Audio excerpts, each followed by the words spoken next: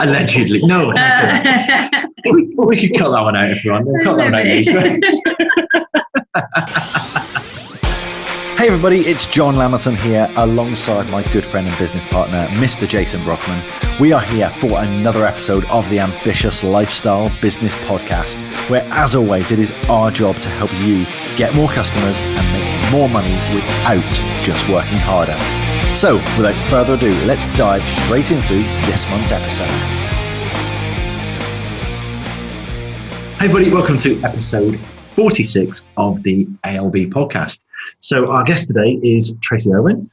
Hello, 1%er, owner of TI Accountancy, TI Payroll. You always announce it in our meetings as a firm from the Lake District, but you are no longer from the Lake District yourself. No, I'm not. No, I live in Spain now, so in Alicante. So a little bit of a expat? Yes, definitely. Yeah, I'm enjoying every minute of it. So what was the main reason behind, other than the beautiful weather, of course, that you were leaving behind in the Lake District? What, the reason why I moved to Spain? Oh, that was for love, I'm afraid. So I met somebody a few years back, and I'd already been looking at the business in a different light anyway, and I'd taken a step back. I was actually going to go and move to Manchester, as I felt that my daughter had moved there. She works for Manchester Royal Infirmary. Mm-hmm. So I wanted to be closer to her. But then once I met Lee, I decided that I was, whether it was 2 hours away by train or 2 hours away by an aeroplane, it didn't really matter. So I do sales and marketing from my home. And then obviously once people come on board, unless they take the consultancy packages, then the team in the Lake District look after them brilliantly. That's okay, because I should point out we're not actually in Spain at the moment. No, we haven't flown out to you. We've got you to come to us instead. You know? I come to you. Welcome to sunny Plymouth. Yes, lovely to today. So how's that works? Because you're, 2 years into? Yeah, been in Spain for 2 years. When I first went, I was going to come home to England once a month, but it was just too much. I always felt like I was travelling everywhere all the time. So between me and the team, I mean, I talk to them on Zoom, I talk to them on the phone.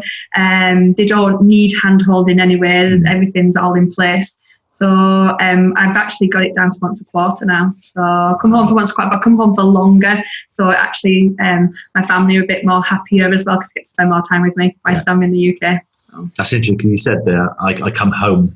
I'm always coming home, by the way. So when I'm in England, I'm going home to Spain. So I'm going home to Spain tomorrow morning. But when I'm in Spain, I'm coming home. So I'm always going home. Always.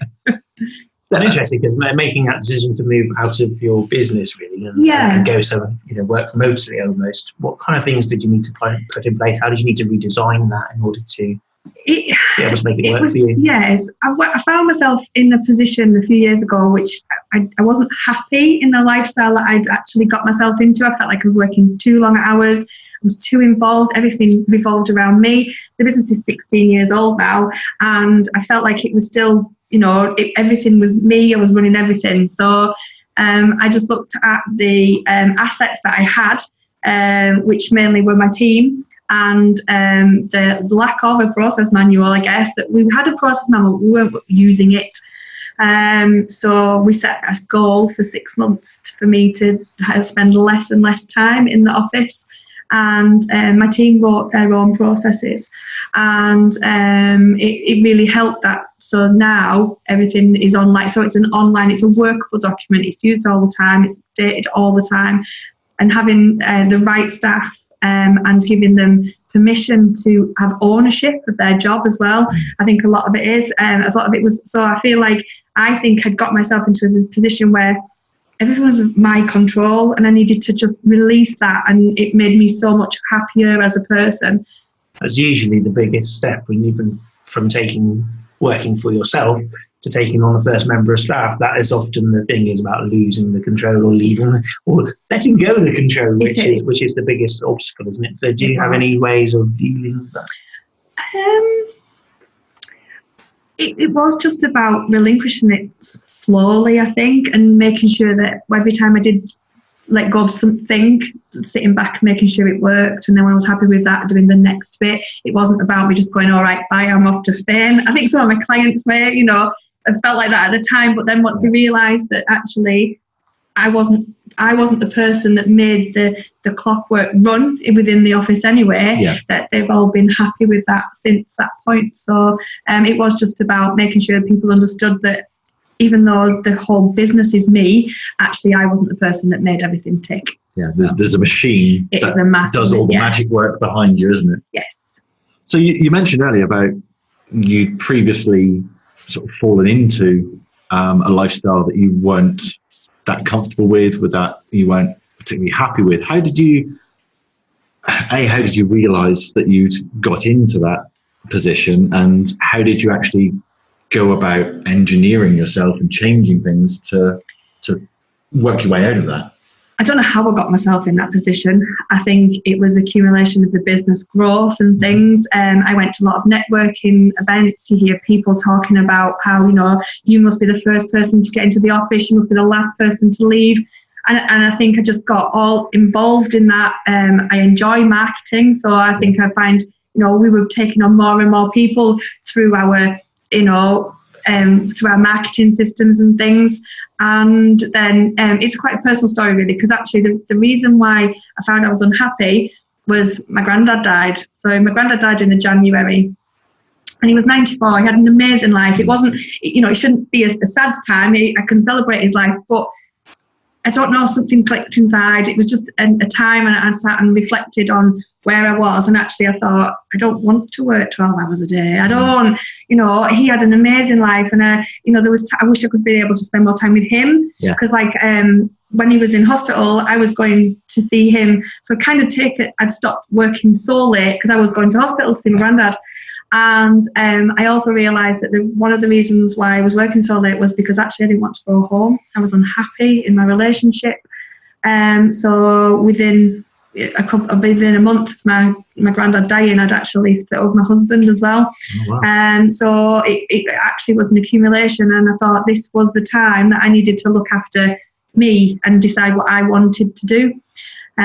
So I think I'm really lucky to be in Spain now. It was because I don't, at that point then I wouldn't have said I was going to go to Spain. But yeah, it is nice to be able to enjoy a lifestyle that's it's really nice. I have different summers to winters as well. I work more in the winter than I do in the summer. For different reasons, and it's just but having that team in place and the processes in place, that if anything did happen or if I'm not around, then everything still runs like clockwork. Yeah, that's really, it's amazing how often losing a loved one or someone close to you, it just makes you realise what your priorities actually are. You're very aware of your own mortality, even if let's say Grandad was 94. It's like, well, he's at a great age, but I'm still thinking about my own mortality. Exactly that. Yeah. What am I going to do for the rest of my life? Do I want to be doing this? I can see what he's achieved in 94 years, and actually, if I went tomorrow, what have I achieved? Kind of thing. Am I happy with my lot? Am I happy with what look around and say, yeah, that's great. Yeah, had a good life. Yeah. I know I've been at funerals before, and you've seen sort of the vicar stood at the front, and you sit there and you think, well, I hope when it's my time, they've got more to say than this. Yes, yeah. Oh, gosh, I hope so. I'm not quite sure I've ever thought about that, but yeah, it was. Falling out of love with your own company as well is a really, really hard thing to swallow, to actually admit to even yourself, never mind to anybody else. But once I realised it wasn't the company I was out of love with, it was just my lifestyle, that's when I thought, actually I can change. And now I love the company now. So what did you change in the business? What was the first thing that you changed in the business? I started working from home, even though I only lived 10 minutes down the road, so that the staff would start thinking for themselves more. I think that was the initial thing, because it's easy when somebody else is there just to go and ask a question. Whereas when I wasn't there and they had to make an effort, they stopped asking. So they just did. And it was giving them that control. And quite often I'd say, I'd actually just say, well, what do you think? Rather than saying, this is how I'd like it to be done, I actually asked them what they thought. And they got into a routine then of just getting on and doing it. Yeah. So that was the first thing. That's because it could have been very easy for you to fall into the trap. You said obviously before you were following the preachers of first in the office, last to leave. Yeah. Working from home, it's very easy to work from when you wake up until when you go to sleep. Yeah. And I know a lot of people who actually, when they're redesigning their business to work less hours, would stop working from home and say, well, I'm actually going to go into the office because that way I have a barrier between work and home life. I guess that wasn't an issue for you. I think I set up my business initially from home. I was a single parent and my daughter was only 6. And I had a philosophy that when I went into that biggest bedroom, we actually changed into an office. So actually when I went into that bedroom and closed that door, I was at work. And when I left it, that was when I was at home. And I had to teach Elaine that, especially when there are school holidays and things, it was really difficult. And she had to understand that mum was at work. Yeah. So actually having that to go back to, people used to say to me, how do you not just sit down and watch the telly? I was like, I wouldn't even cross my mind because it's work. I'm at work. At work. And I think having that door to be able to just go into and suddenly you're actually at work. So yeah, it's the same, I think, so, and even in Spain, our spare room is my office. Yeah. So when I'm in the office, people know that I'm at work and that I'm not at home. And then when I leave, then I'm back to being at home again. Yeah. So. No, I'm exactly the same. I found when we had the offices, I was so much less productive. Yeah. I was just pulled in a million different directions. The team wanted to always ask you a question, which I said they probably answer themselves if they actually engage their brain. But, the boss is here, I better ask him. Yeah.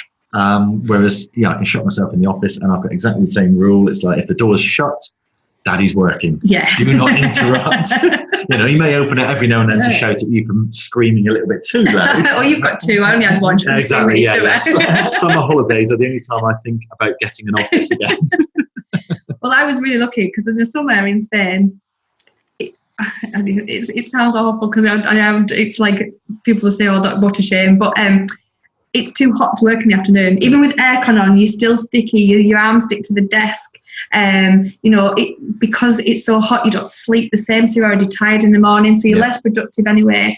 So I made the decision that in the winter I work extra hard, so that actually in summer I only work mornings. Yeah. So I'm actually finished by 1 o'clock in the morning. So actually in the summer, especially because people come to see you as well, family and friends, it's worked out really well. So I know by putting that extra bit of effort in over the winter period, I can actually work mornings in summer. I would imagine that having a business where the self-assessment deadline is the 31st of January probably helps a little bit with working more in the winter, doesn't it? To be fair, I can't remember the last time I did a tax return. Our systems are that much in place that actually my responsibilities for the company now are sales and marketing. If I slow down, that's what happens is the actual people coming on board slow down. Yeah. I do like the processes and manuals, that's all still mine. So the HR, so I kind of do like a director role, but I actually don't do any day-to-day work. As I say, I don't even do my own tax return. So I can't remember the last time I actually did any like accountancy work.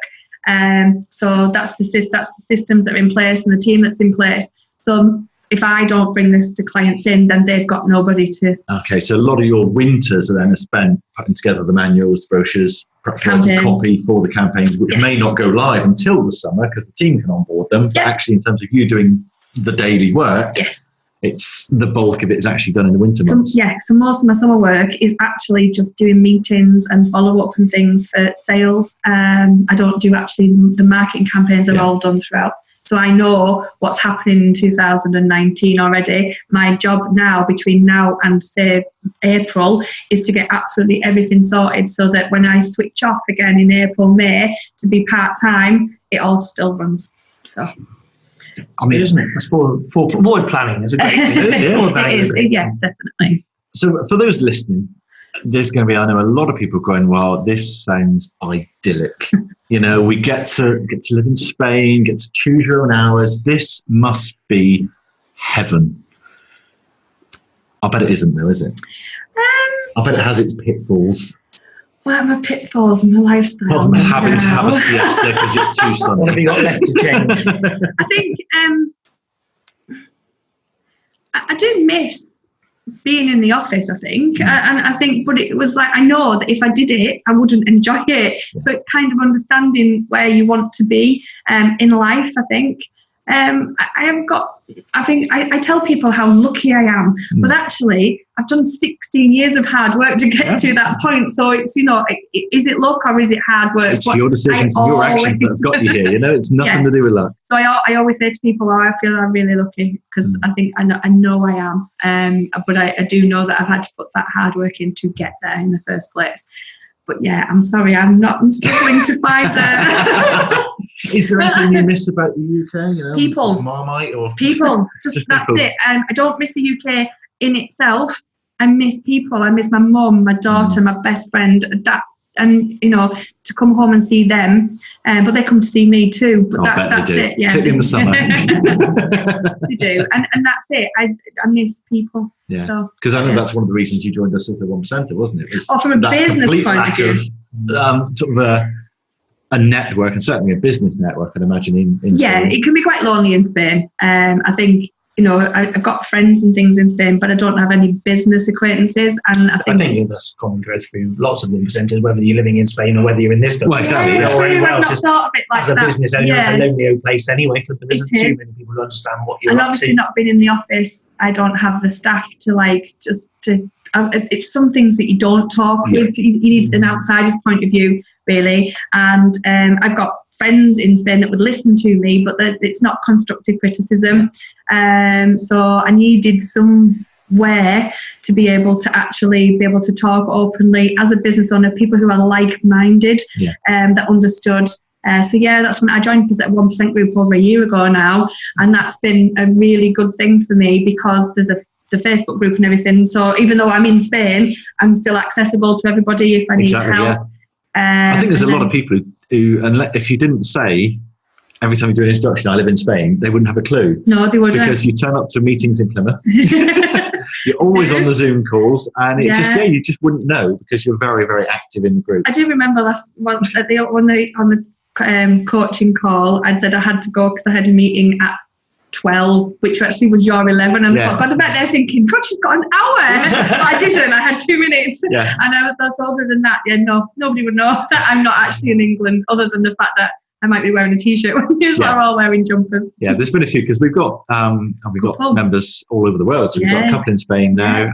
We've had one in New Zealand, Denmark, one in the States, and it's very interesting to see certain people and think, it's very sunny where you are. What's going on? I'm looking at the window and the rain's pouring down. It's like, oh yes, I forgot you're in sunnier climes. Yes. Or it's very dark out there where you are. Of course, we've got one in Japan now, haven't we? Yeah. 8 hours ahead of us. Wow. Yeah. That's good. Yeah, it was very interesting because he was on a call the other day, and I think it was our evening call, wasn't it? Mm-hmm. So I remember looking at him there and thinking, well, it must be about 4 a.m. where you are. And I said, whereabouts are you? He said, I'm in Watford or something like that. Yeah. I'm in the UK visiting. Like, that makes perfect sense. I just presumed you're in Osaka, Japan. It is easier when you're actually in the UK to keep up with times and stuff. And ours is only an hour difference. So. Yeah. So talking about sort of numbers and, your day job. Yes. There's something coming in. A lot of small businesses next year, isn't Making Tax Digital, it's called. Okay. This sounds riveting so far. It's very interesting. HMRC have decided that they want to bring the tax system into the 21st century. Okay. So they want everybody to submit all their tax details online, electronically. Okay. So the people who it's going to affect in April 2019 is anyone who's above the VAT limit. So anybody who is doing a VAT return now, if they turn over more than 85,000 a year, they are going to have to change, or they may have to change the way that they do things. Okay. Dependent, if they've got an accountant or a bookkeeper that's already using an digital electronic system, you just need to check with them. Like Xero and SagePay. Most of them. There's on the HMRC website, there is actually a list of compatible softwares that people can go and look at. So if they're using one and they're not actually quite sure whether theirs is compatible or not, they can go and check. But if they're using spreadsheets, they are going to have to change the way that they do things. Okay. You can't just keep things manually anymore and then submit your VAT return through the HMRC website. So there is a little bit of difference, but obviously, hopefully people's accountants are actually talking to them. But quite a lot of people I talk to don't have a clue what making tax digital is. So either you're already compatible and it's not actually going to affect your day to day, or if you're under 85,000. They've delayed the income tax and the corporation tax to be after 2020 anyway. So if they are small companies or they're just people who are landlords and things, they don't need to worry about it right now. But obviously talk to your accountant and make sure that, they'll tell you when you need to be. But yeah, it is a huge thing. I think what happened was before 2005, we used to do payroll, the submissions to HMRC just once a year at the year end. And then once the digital systems came in place, they decided that they wanted people to submit every pay run. So since 2005, we've been submitting people's payroll details to HMRC every single payroll, which is whether it's a weekly or a monthly. And then at the year end, you just do the year end submission. So I think they've seen the success of that and thought we could do that with all the taxes. So you will still have to do year-end accounts. It's not just like every quarter. And so I'm bothered about people thinking, we won't have to do a year-end account, but you will. That'll still exist. But so is it easier? I guess it must be easier if it's all kind of digital. I think it is. I mean, there's benefits to businesses. In the fact that, if everything's done electronically through the systems, there's less mistakes to make because the systems work out the VAT. There is, you'll know your financial position better because most of these systems have like management reports and things. So if you're up to date every month, you'll be able to see your management reports better, which means you can forward plan, which you can build your business. So it's all a good thing for businesses. Obviously, unless they've had somebody who's been doing spreadsheets like forever, and that's a system. But there is talk of bridging softwares and things. But obviously, I wouldn't recommend them because obviously I'd like people to use a proper bookkeeping system to keep their accounts, just because it helps with them growing their business. Just a random question: how many people do you think that's going to affect that haven't gone digital yet that needs to be? So next, for us right now, because the podcast is going out. I don't know what percentage of people, because if you'd asked me 5 years ago, when we started using Xero, I'd have said there was hundreds of actual accountants that didn't want to use digital software because they felt like it wasn't safe. Whereas, and I was like, no, this is where we need to be. So, I mean, they would use desktop systems, I think, but not like the ones that are the cloud-based ones. I think over the last 5 years, there's a lot more people who've started to understand that this is the way forward.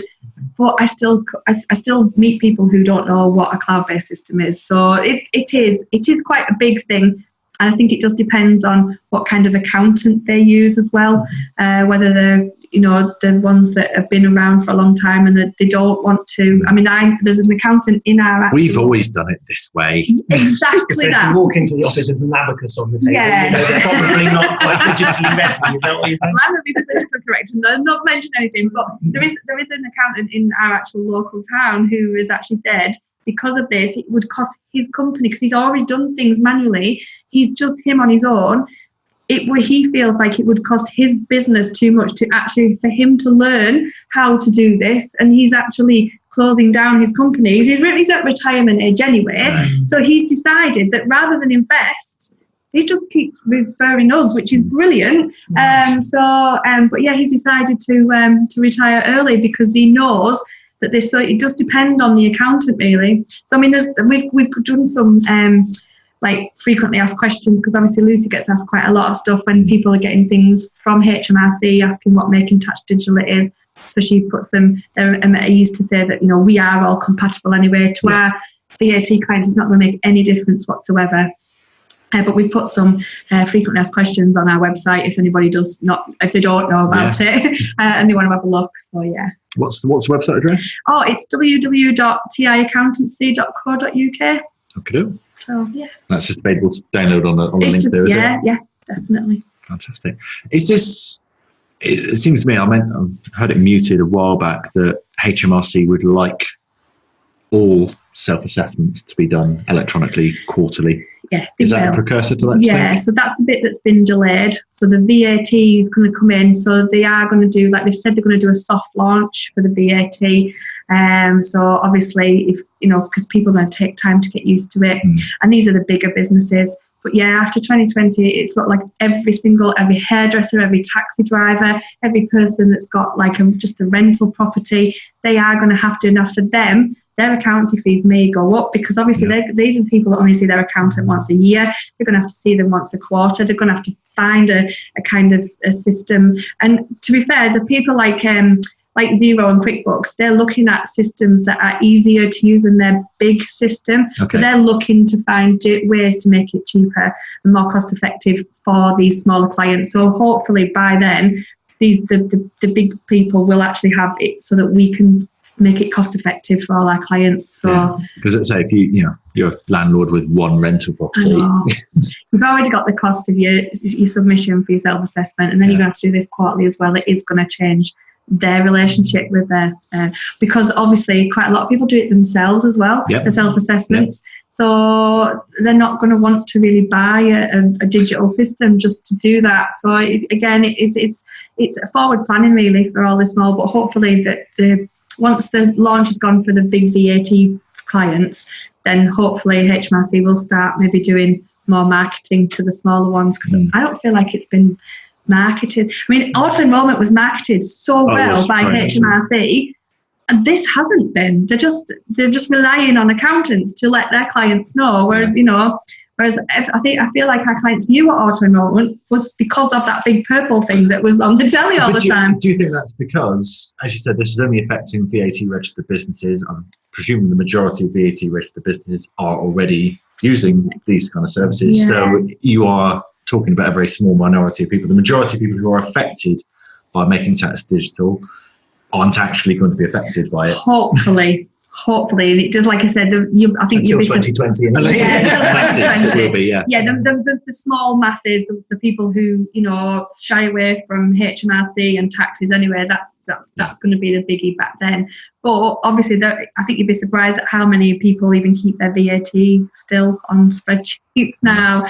So it's getting those kind of people to be aware, that if they've got a bookkeeper in house that's been doing everything manually and then giving it to their accountant at year end, they're going to have to be more efficient and kind of go online a little bit better and have a relationship. I mean, I think you should have a relationship with your accountant much more than once a year anyway, but I do know there is people who don't. So I explore that, because one of the good things about you really is that you also have as well as doing your marketing and sales for your company, you also look after lots of companies as their finance director, kind of outsourced role, don't you? Yeah. Which is something that lots of companies wouldn't even think of doing. It's kind of, if they're going to have somebody looking after the money, then that's the accountant, and we don't tend to see them. We see them once a year and stuff, but actually you'd like to get involved in people's businesses and help them out as well, don't you? I do. That's the part of my job I actually really enjoy the most, and it's like sitting around a table with a company that doesn't need a full-time financial director, but needs accountability, needs to understand the figures, and or don't like spreadsheets kind of thing. And I go in once a quarter and help them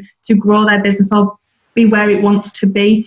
I think there is a few accountants that actually do, a lot of people do that. I just think the businesses don't understand the actual benefits of that. They think that they have to plod along, or so they don't even know that it exists. But I think, the more time you can spend with your accountant, the better for your business. I think people don't see them as an asset, they see them as a necessity. And it's having that difference in people's mindsets as a business owner, really, to work out that actually your accountant can work for you. Yeah, I think so many people, I did when I first started out, and we see it with a lot of people, particularly very early in their journeys, they think of the accountant as the person who fills in the tax form and makes them legal by reporting what they've earned. Well, I've earned £5,000 this year, therefore the accountant needs to report to HMRC that I've made £5,000 in the correct manner so that I don't get sued. Whereas actually you can set things up in certain ways so that, well, actually perhaps you didn't earn £5,000, perhaps you earned £5,000 from this way, and there's ways we can structure your business that is a lot more efficient than, yes, you could pay X amount of tax or you could pay Y amount of tax. Yeah, but we also need to know that information on that at that time. There's so many people come, we see a lot of people who set up their business, they leave it a year, then they know they've got 9 months to be able to submit it. And then they come to me like 6 or 7 months later and go, right, this is what I did back then. And then you say to yourself, well, you would have been better if you did this, but we can't help them, 18 months down the line, we can only help them. So if you, as a bookkeeper, that's why I made a bookkeeping company rather than an accountancy, because we get to see and speak to our clients on a monthly basis. And that's where the help is. That's how we can help businesses. Just having year-end accounts, they're for HMRC's purposes. They're not for the business owners at all. So you need a much better knowledge. It's like going to the doctors for a health check and saying, well, your health 14 months ago was this. That is exactly what it is. And you can't prescribe a drug that will help you 12 months ago. No. It's knowing your financial position. And like I say, Making Tax Digital is going to make people a bit more aware of their financial position because they're going to do things quarterly.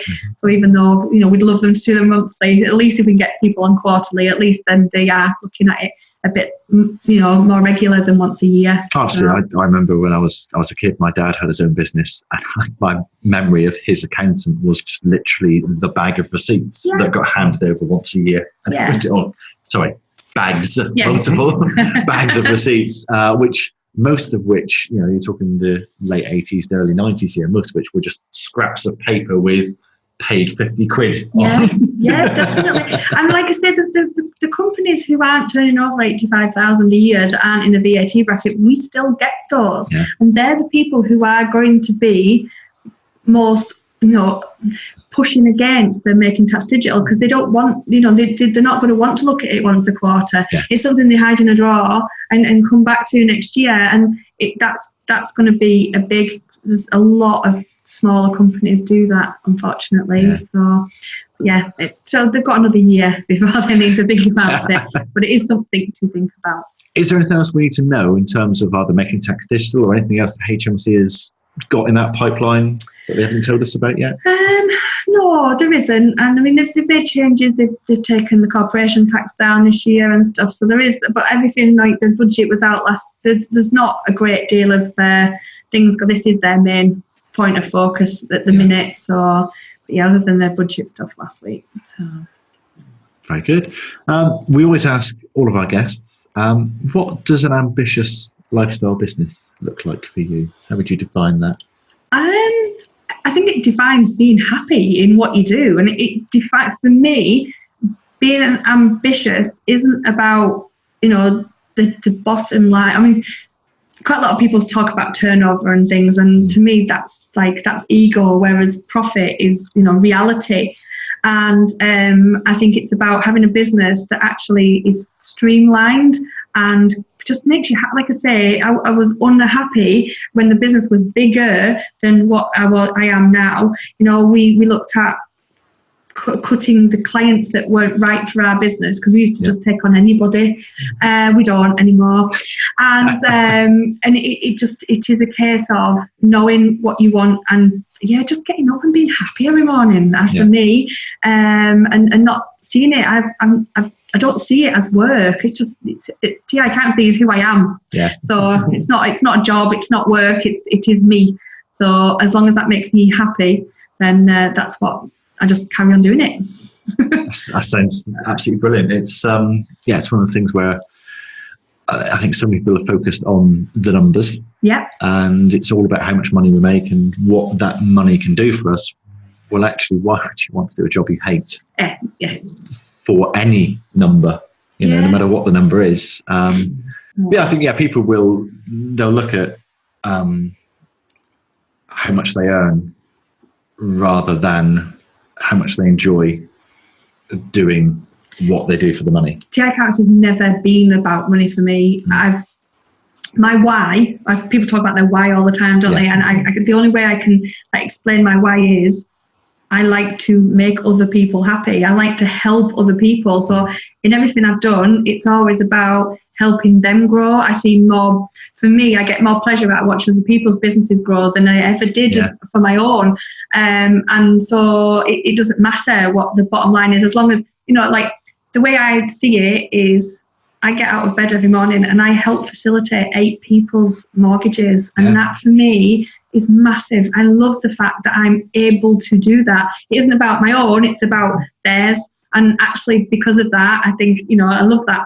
I actually do love it. Absolutely. We're the same with like 1% Club, is being able to just dip into other people's businesses and help those businesses. There's 71%ers now. And to be able to actually help those people grow their businesses, we couldn't grow 70 businesses ourselves.